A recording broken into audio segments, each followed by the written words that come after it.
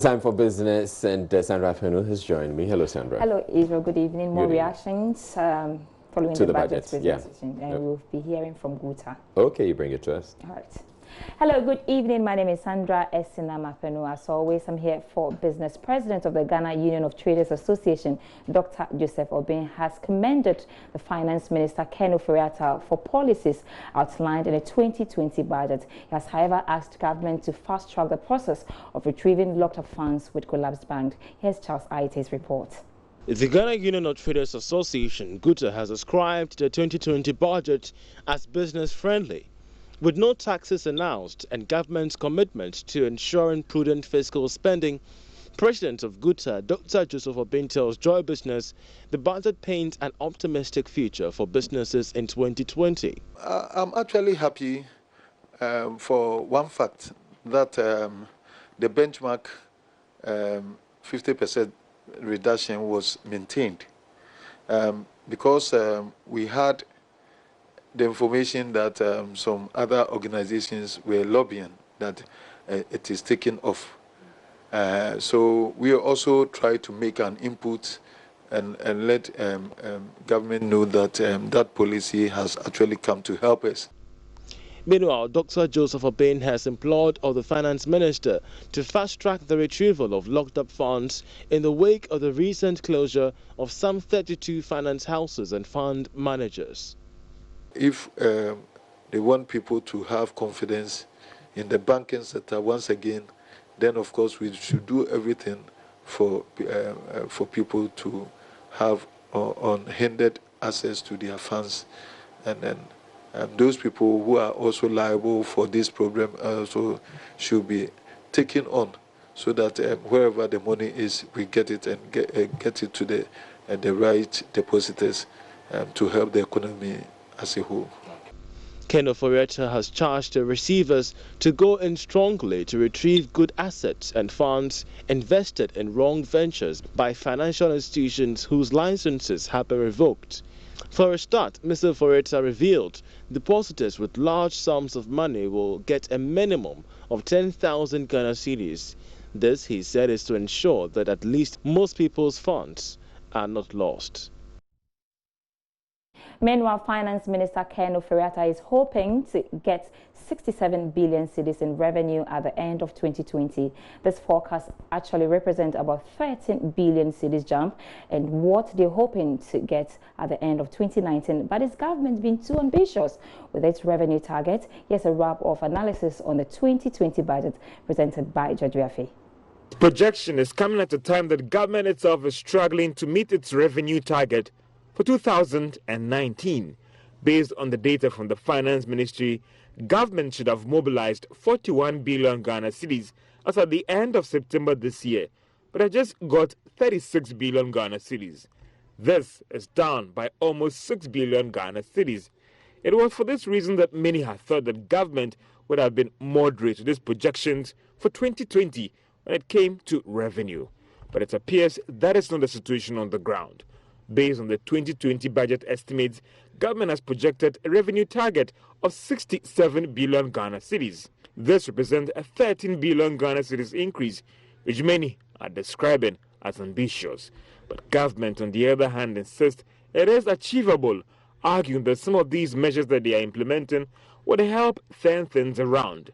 For instance, government sized automating collections and some changes with personnel at the Ghana Revenue Authority would help turn things around. The Minister of Finance, Ken Ofori-Atta, argues that some of these measures would also help improve the situation.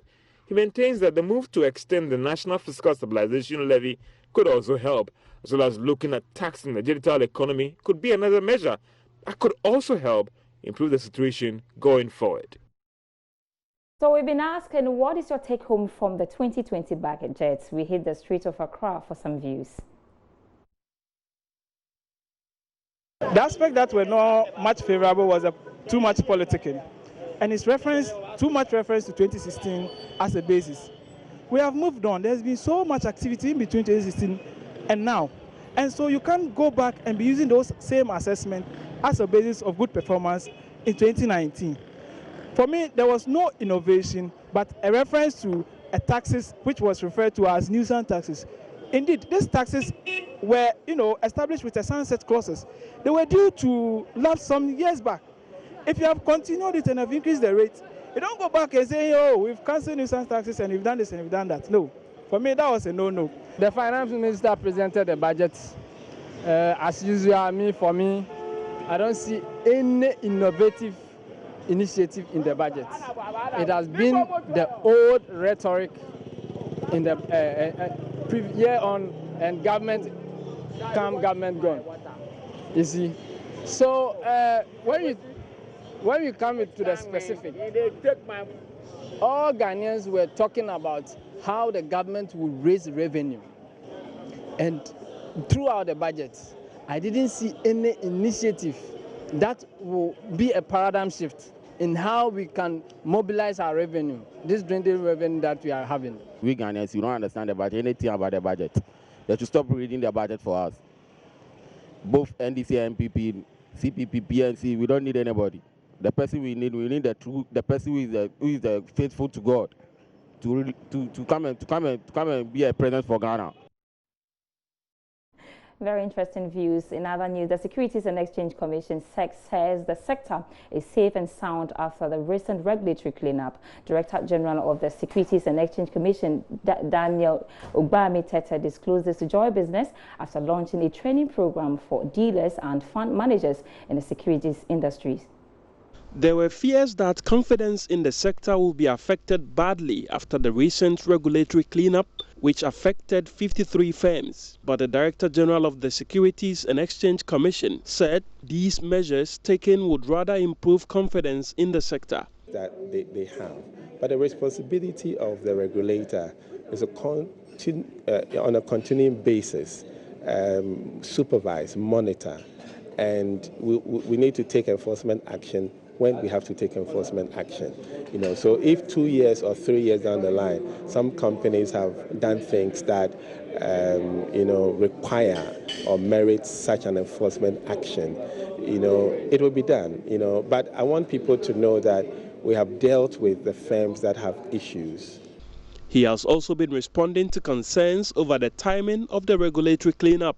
Revocation of licenses is not always the first line of action, okay? And I've heard, people say, and especially some of you in the media, that, we could have taken this action much earlier, okay? But you must understand that it's a process, okay? It's a process, and the regulator is not trigger happy in the sense that we don't just get up and revoke licenses. So you work with the institution. You want to see, can something be done? If they are giving, some time, maybe it's just a question of a liquidity crunch. But if it's more than that, so you give some time. And I think people must understand that it's not like, someone does something, then you quickly pull the plug. It's a process. The collaboration between the regulator and players is aimed at promoting competence in the industry.